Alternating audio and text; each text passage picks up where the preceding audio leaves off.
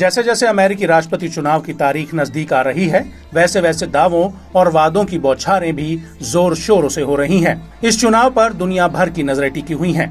सत्तारूढ़ democratic party से एक बार फिर जो बाइडेन और कमला हैरिस चुनावी ताल ठोकते नजर आ रहे हैं, तो वहीं रिपब्लिकन पार्टी के पूर्व राष्ट्रपति डोनाल्ड ट्रंप और जेडी वैंस चुनावी दंगल में उतरे हैं। हाल ही में ट्रंप पर हुए जानलेवा हमले के बाद से अमेरिकी चुनाव बेहद दिलचस्प होने के साथ साथ फिर से चर्चा में आ गया है।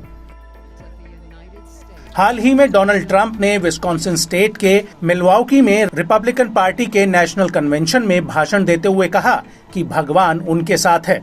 अपने 1.5 घंटे से भी ज्यादा लंबे भाषण में ट्रंप ने अमेरिका के मौजूदा हालातों से लेकर विदेश नीति तक, सुरक्षा बंदोबस्त से लेकर देश के भुला दिए गए लोगों को याद रखने की अपील के साथ कई मुद्दों का जिक्र किया। ट्रंप का पार्टी कन्वेंशन में ये सबसे बड़ा भाषण था। ट्रंप के भाषण के दौरान उनकी पत्नी मेलिना समेत पूरा परिवार मौजूद रहा। ट्रंप अपने ऊपर हुए हमले के बाद पहली बार सार्वजनिक तौर पर बोल रहे थे। आइए अब जानते हैं ट्रंप के भाषण की 5 बड़ी बातें। ट्रंप ने भाषण की शुरुआत ही अपने ऊपर हुए जानलेवा हमले से करते हुए कहा कि मैं शायद आज आप लोगों के बीच नहीं होता।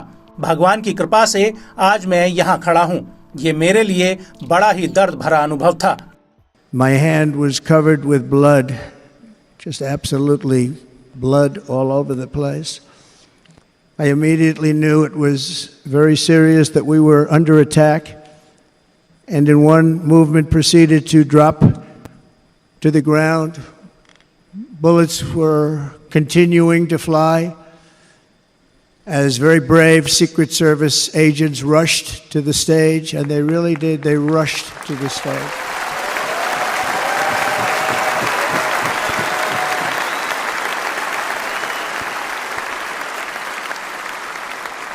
These are great people, at great risk, I will tell you, and pounced on top of me so that I would be protected. There was blood pouring everywhere, and yet, in a certain way, I felt very safe because I had God on my side. Trump ने इसके बाद भाषण में Joe Biden की नीतियों पर तीखे सवाल उठाए। खास बात है कि पूरे भाषण में ट्रंप ने सिर्फ एक बार ही जो बाइडेन का नाम लिया। उन्हें अब तक का इतिहास का सबसे खराब राष्ट्रपति भी बताया। If you took the 10 worst presidents in the history of the United States, think of it, the 10 worst, added them up, they will not have done the damage that Biden has done. Only going to use the term once. Biden. I'm not going to use the name anymore, just one time. The damage that he's done to this country is unthinkable. It's unthinkable. Trump यहीं नहीं रुके। उन्होंने democratic party को रूस Ukraine जंग का जिम्मेदार ठहराते हुए कहा कि मेरे कार्यकाल में रूस कुछ नहीं कर पाया। दुनिया आज तीसरे विश्व युद्ध के बेहद करीब है। अगर मैं राष्ट्रपति बनूंगा तो दुनिया पर आए हर संकट को खत्म कर दूंगा। अगर आज मैं राष्ट्रपति होता तो रूस यूक्रेन जंग कभी नहीं शुरू होती, तो हमास इजराइल पर हमला नहीं कर पाता।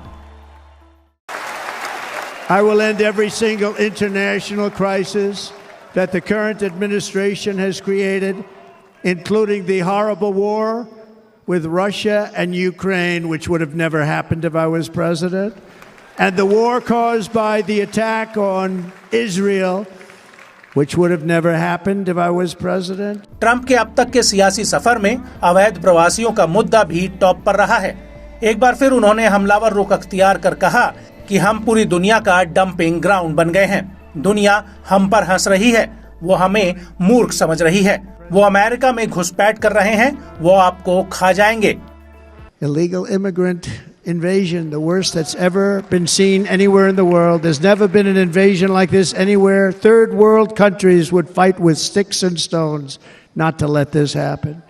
The invasion at our southern border, we will stop it, and we will stop it quickly. You heard Trump ने बेबाकी से अपनी बात रखते हुए कहा कि हमारी सरकार आने पर अमेरिका का कर्ज कम करेंगे, जनता पर टैक्स के बोझ को भी घटाएंगे। मैं राष्ट्रपति बना तो देश में एनर्जी कॉस्ट कम कर दूंगा।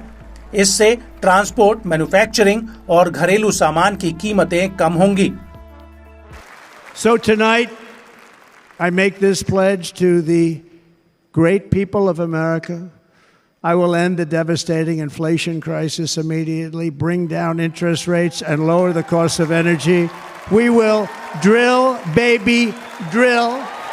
आपको बता दें कि इस खास मौके पर ट्रंप के प्रचार में उनकी पोती काई भी उतर आईं। उन्होंने कहा कि दादा पर हुए हमले से मुझे बड़ा झटका लगा। बहुत से लोगों ने मेरे दादा को परेशान कर रखा है और वो अभी भी खड़े हैं।